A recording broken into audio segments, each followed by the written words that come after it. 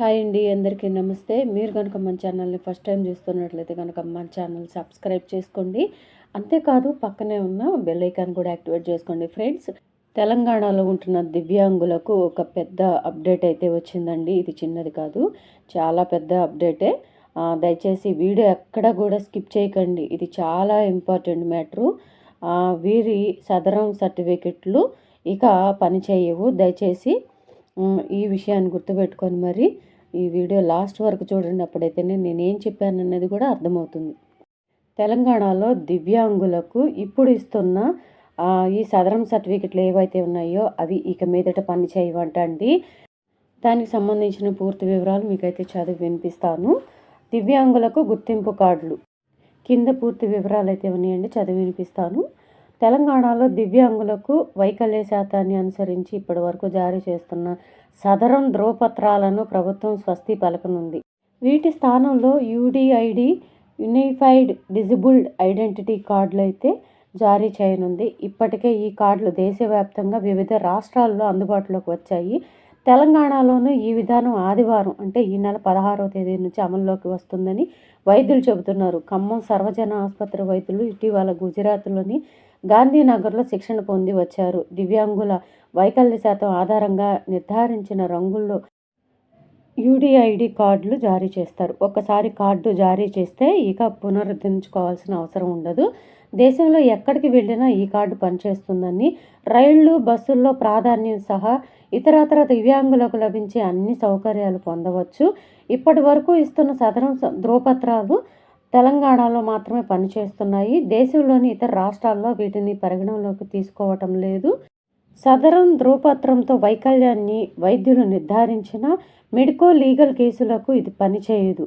ఇక నుంచి జారీ చేయనున్న యూడిఐడి కార్డులు మెడికో లీగల్ కేసుల్లో కీలకం కానున్నాయి.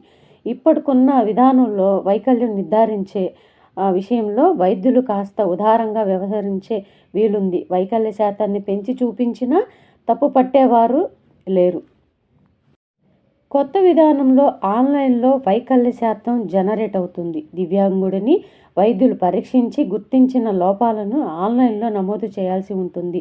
ఈ లోపాల ఆధారంగా వైకల్య శాతం నమోదవుతూ ఉంటుంది. ఒకసారి జనరేట్ అయిన శాతాన్ని మార్చడం, పెంచడం లేదా తగ్గించడం వైద్యుడి చేతిలో ఉండదు. ఈ ప్రక్రియ అంతా ఆన్లైన్లో సాగుతుంది.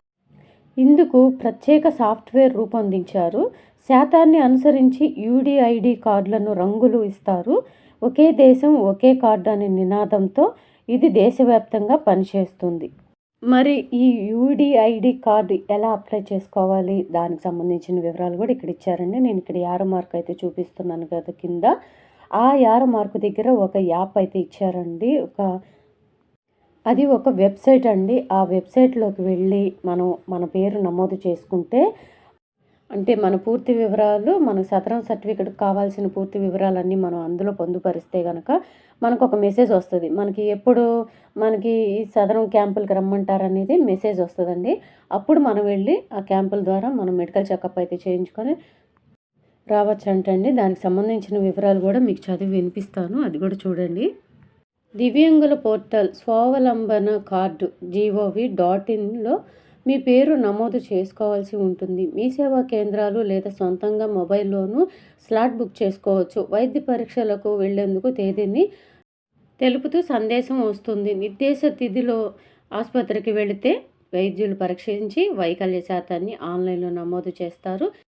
శాశ్వత ప్రాతిపదికన జారీ చేసిన యూడిఐడి కార్డు పోస్ట్లో ఇంటికి పంపుతారు. పూర్తి స్థాయిలో మార్గదర్శకాలు రావాల్సి ఉంది. చూశారు కదండి యూడిఐడి కార్డుకు సంబంధించిన పూర్తి వివరాలు.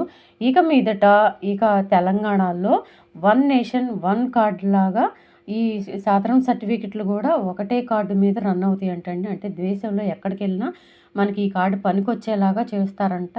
ఆ కార్డు వస్తే, యూడిఐడి కార్డు వస్తే మాత్రం మనకి దేశంలో ఎక్కడైనా చెల్లుబాటు అవుతుంది అంటండి. ప్రస్తుతానికి తెలంగాణ రాష్ట్రంలో ఇచ్చే ఈ సదరం సర్టిఫికెట్లు ఏవైతే ఉన్నాయో అది ఈ తెలంగాణ రాష్ట్రం వరకే పనికొస్తున్నాయి. యూడిఐడి కార్డు అయితే వస్తే మాత్రం తప్పనిసరిగా దేశంలో ఎక్కడికి వెళ్ళినా ఆ కార్డు చెల్లుబాటు అనేది ఉంటుందంట. సో ఇది ఇంతకుముందు వేరే రాష్ట్రాల్లో కూడా ఆల్రెడీ నడుస్తుందంట. యూడిఐడి కార్డులు అయితే రన్నింగ్లోనే ఉన్నాయి వేరే రాష్ట్రాల్లో కూడా. ప్రస్తుతానికి తెలంగాణ రాష్ట్రంలో కూడా ఇది కంపల్సరీ చేయబోతున్నారు. మీరు గనక 45% కంటే ఎక్కువ అంగవైకల్యం కలిగిన వాళ్ళైతే కంపల్సరీగా మీరు అప్లై చేసుకోవచ్చు.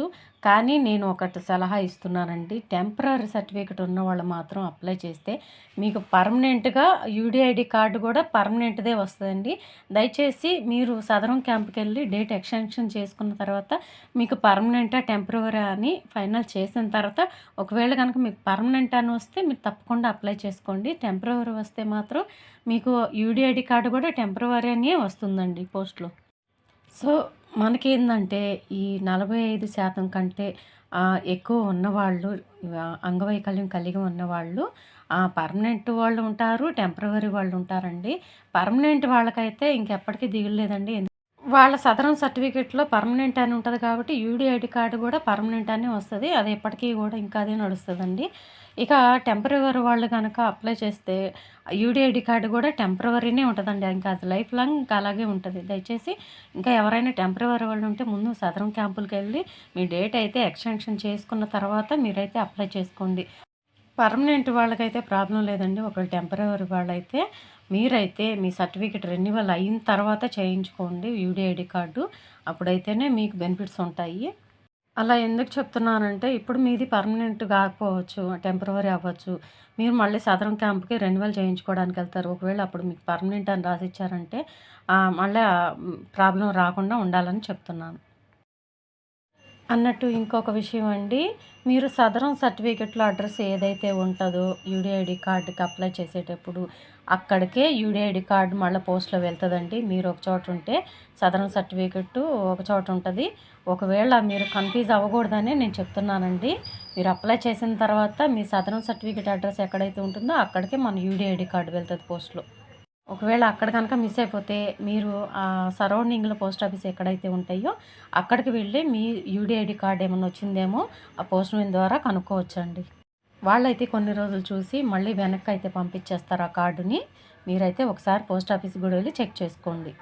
సో, మనకి కొంతమందయితే మెసేజ్ చేస్తున్నారండి. మీ ఛానల్‌కి హెల్ప్ చేయాలంటే క్యూఆర్ కోడ్ పెట్టండి అని చెప్పేసని అంటున్నారు. అందుకని నేనైతే క్యూఆర్ కోడ్ పెడుతున్నాను లాస్ట్‌లో. ఛానల్‌కి హెల్ప్ చేయాలనుకున్న వాళ్ళు తప్పకుండా మాకు హెల్ప్ చేయండి.